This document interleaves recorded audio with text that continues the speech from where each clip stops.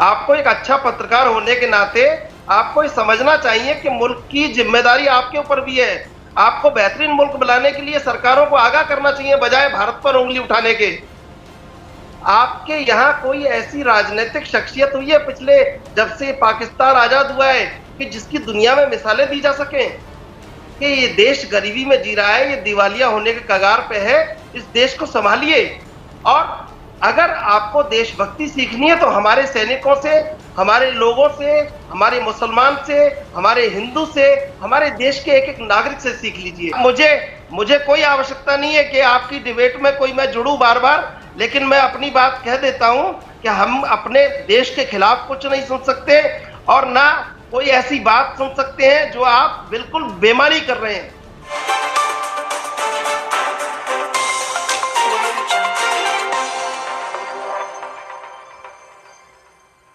सबसे बड़ी बात, पाकिस्तान के हवास पर सवार रहता है, बड़ा डरते हैं पाकिस्तान से। ये जानते हैं ना हमारी फौज के हौसले को, अज़म को, हिम्मत को, जज्बे को।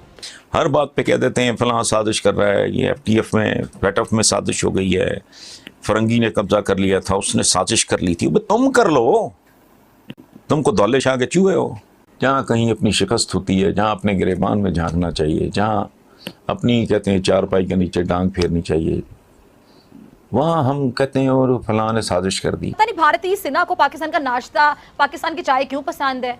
अब देखे ना, अभी नंदन को सिर्फ एक चाय के लिए इसको मुंह के बल गिरना पड़ा। शायद भारतीय सेना को भारत में चाय और नाश्ता नहीं मिलता। इनकी शक्लों से अंदाजा होता है कि कितना खाना इनको वहां पे मिलता है। Pakistan has become banana Republic. Banana Republic से बदतर हो चुका है पाकिस्तान। फेक डेमोक्रेसी, एक आर्टिफिशियल सेटअप लगा करके लोगों को बताया जा रहा है ये है तुम्हारा हाकिम, जबकि हमारा हाकिम वो नहीं है। हमारा हाकिम जो है वो उसको भी पता है, लेकिन वो ऐसा है, उसको एक तो हमारे यहां डिक्टेटर भी जाली है। अब क्या करें, डिक्टेटर भी जाली हैं, उनको भी डमी सामने रखने की आदत हो गई।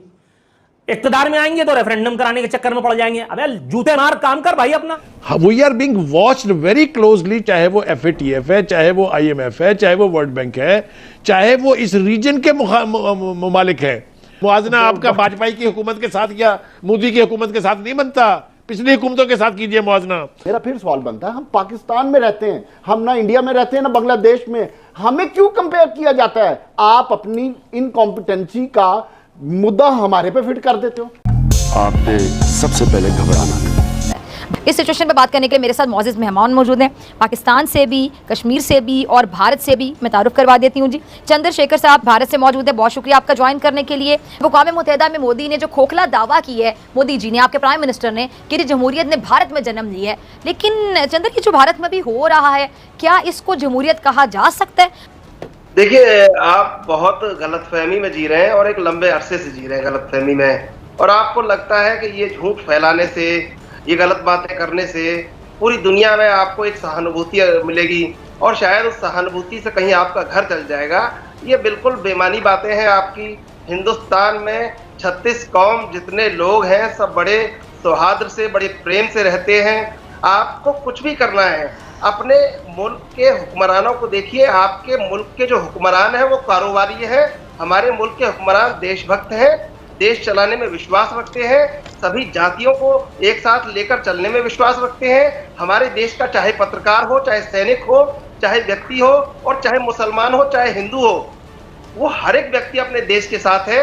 आपकी आवाम कुछ बोलती नहीं है, आपके हुक्मरान गलत करते हैं और आप उसको हमारे ऊपर डाल देते हैं। एक बार देखिए तो सही, आपके यहाँ कोई ऐसी राजनीतिक शख्सियत हुई है पिछले जब से पाकिस्तान आजाद हुआ है कि जिसकी दुनिया में मिसालें दी जा सकें, और आप ऐसी बात हमसे करते हैं। आपको गलतफहमी से उबरना चाहिए अपने मुल्क की तरक्की के लिए। आपके मुल्क की तरक्की के लिए आपको एक होना चाहिए, अपनी सरकारों से बात करनी चाहिए और उनको कहना चाहिए कि ये देश गरीबी में जी रहा है, ये दिवालिया होने के कगार पे है, इस देश को संभालिए।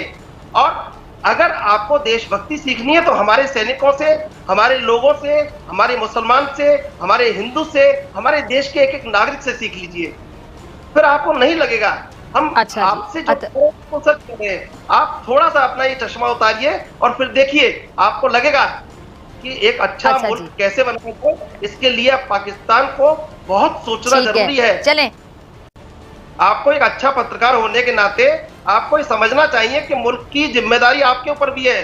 आपको बेहतरीन मुल्क बनाने के लिए सरकारों को आगाह करना चाहिए बजाय भारत पर उंगली उठाने के।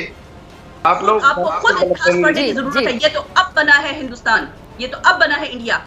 कहाँ थे आप लोग? आप लोगों का तो कभी तारीख उठा के देखो। जी चंद्र, अब आपकी बारी है। जी चंद्रशेखर, आपके पास क्या जवाब है रिफत वानी के इन सवालों को? रत्तर की बात पे कुछ कहना चाहते हैं? अब कहिए, अब आपकी बारी है। हमको किसी फर्नांडिस मैगलिन और मार्को पाउलो से इतिहास लिखवाने की आवश्यकता नहीं है।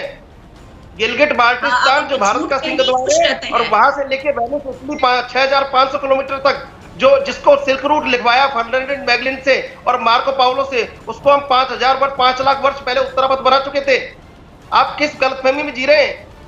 हम लगातार विकास के पथ पर आगे बढ़ रहे हैं, पूरी दुनिया हमें मान रही है कि विकास के पथ पर आगे बढ़ रहे हैं। मुझे कोई आवश्यकता नहीं है कि आपकी डिबेट में कोई मैं जुड़ूं बार बार, लेकिन मैं अपनी बात कह देता हूं कि हम अपने देश के खिलाफ कुछ नहीं सुन सकते और ना कोई ऐसी बात सुन सकते हैं जो आप बिल्कुल बेमारी कर रहे हैं। आपको एक बार आत्मविश्लेषण करना चाहिए, बजाय हमारे तरक्की पे, बजाय हमारे किसी बात पर उंगली उठाने के। मैं आपसे ईमान से ये बात कह रहा हूं कि आपको एक बार सोचना चाहिए जिम्मेदार होके कि आप लोग कैसे तरक्की करें। आप दुनिया में बहुत पिछड़ चुके हैं, पहले अमेरिका और अब चाइना, उसके बाद अब नया कौन मिलेगा आपको? आपको ये सोचना चाहिए, आप समझिए बात को। बाकी आपकी मर्जी है। दूसरी तरफ जो वो लहरा लहरा के दिखा रहे थे, उनसे कहिए हमें ये ना बताएं कि इंडिया के अंदर कितने का लीटर है। एक तो ये कि उनकी करेंसी में बताएं कितने का है, ये इक्वेशंस निकाल के उस रेट को बढ़ा के ना बताएं। और दूसरी बात यह है कि किबला मुआवजा कीजिए साबका हुकूमतों के साथ कि तब इंटरनेशनल मार्केट में तेल की कीमत क्या थी और यहां पर आटा, दाल, चीनी, बिजली, इनकी कीमतें क्या थी। मुआवजा ये बनता है, मुआवजा आपका वाजपेयी की हुकूमत के साथ या मोदी की हुकूमत के साथ नहीं बनता, पिछली हुकूमतों के साथ कीजिए मुआवजा। और भाई अपनी नालायकियों का आप सारा कुछ अवाम पे क्यों डालते हो और फिर रेफरेंस के तौर पे दूसरे मुल्कों को कह देते हैं। मेरा फिर सवाल बनता है, हम पाकिस्तान में रहते हैं, हम ना इंडिया में रहते हैं ना बांग्लादेश में, हमें क्यों कंपेयर किया जाता है? आप अपनी इनकॉम्पिटेंसी का मुद्दा हमारे पे फिट कर देते हो।